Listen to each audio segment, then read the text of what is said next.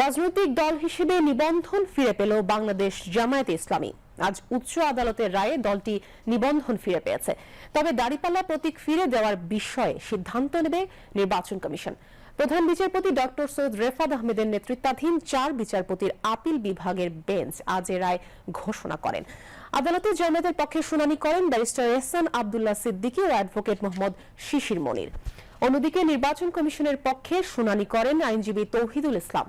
আইনজীবী শিশির মনির বলেন, রাজনৈতিক উদ্দেশ্য হাসিলের জন্য জামায়াতের নিবন্ধন কেড়ে নেওয়া হয়েছিল।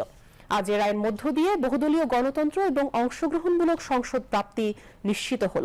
রায়ের সংক্ষিপ্ত আদেশ হাতে পাওয়ার পর নির্বাচন কমিশনে জামায়াতের নিবন্ধন এবং প্রতীক বুঝিয়ে দেওয়ার জন্য আবেদন করা হবে এবং নির্বাচন কমিশন অতি দ্রুত তা বুঝিয়ে দেবেন বলে আশা প্রকাশ করেন জামায়াতের আইনজীবী। আইনি লড়াইয়ের সফল অবসান হলো।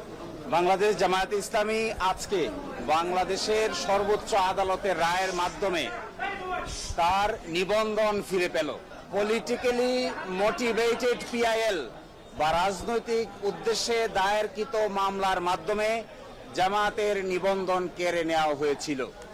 আজকের এই রায়ের মাধ্যমে বহুদলীয় গণতান্ত্রিক এবং অংশগ্রহণমূলক সংসদ প্রাপ্তি নিশ্চিত হলো। আমরা আশা করি এই রায়ের পরে বাংলাদেশে সঠিক নির্বাচনের মাধ্যমে প্রাণবন্ত সংসদ গঠিত হবে।